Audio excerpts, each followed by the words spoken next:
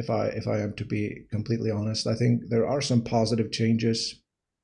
I think there are cases that men just don't drink to cope as much anymore. Like they don't find unhealthy ways to cope as much anymore. Although I will say that computer games, for example, are probably the new escape that alcohol used to provide. But I don't know. This is a hard question. I think masculinity has become a lot more demonized.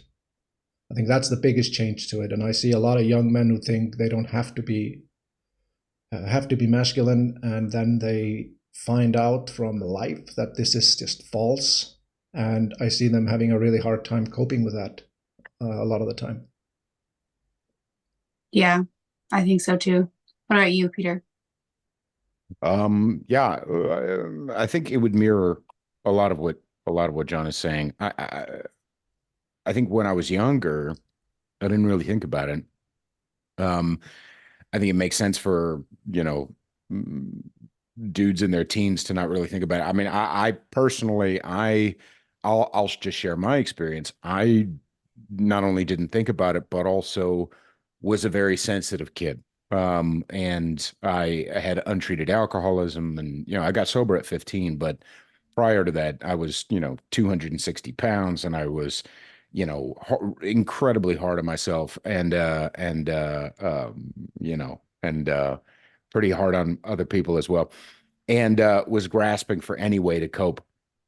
And you know, I also had these kind of, I mean, I was living in the Bay Area, and I had a lot of gay people around me, and kind of was very fluid about my definitions, and then very fluid about my definitions of, you know, masculinity. And I think into my 20s, that manifested in lots of different ways. And one of the ways that it manifested was in my treatment of women. And I think men,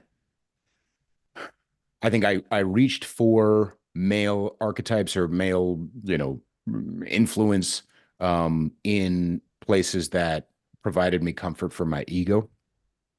And one of those ways was like John was talking about, in kind of denigrating women. It wasn't denigrating feminism at that point. It was more, it was this mindset of like, get yours, and not women are stupid necessarily, but kind of, and or at least the enemy, you know.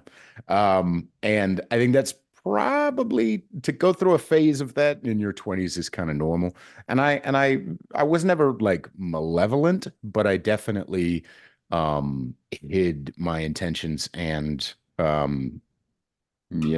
was selfish and was looking to get as many notches as I could, and not allow women into my life, emotionally especially.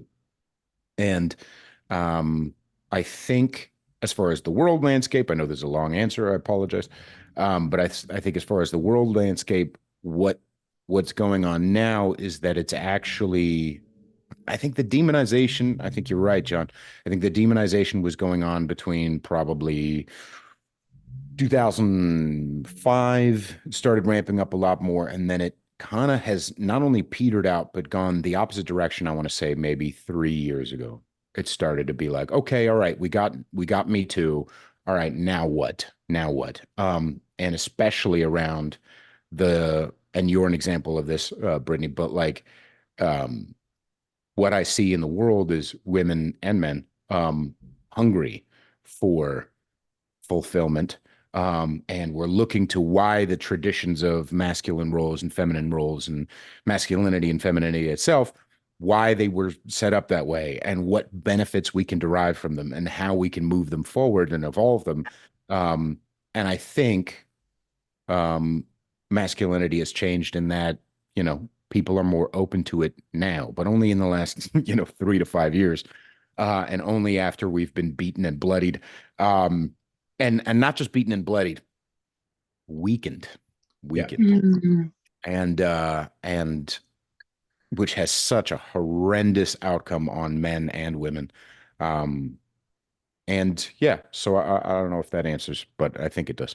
Yeah, that was perfect, actually. I agree. I think what I've noticed myself is I went through, I think almost like I would have mirrored what you say you've seen happen in my own feelings about masculinity, right? So like I feel like I saw myself seeking out like soft, kind, loving, warm, like those were those were like the highest things. And so I overlooked integrity, virtue, strength, constitution of character, values in pursuit of like what I thought was a healthy man who wasn't toxic.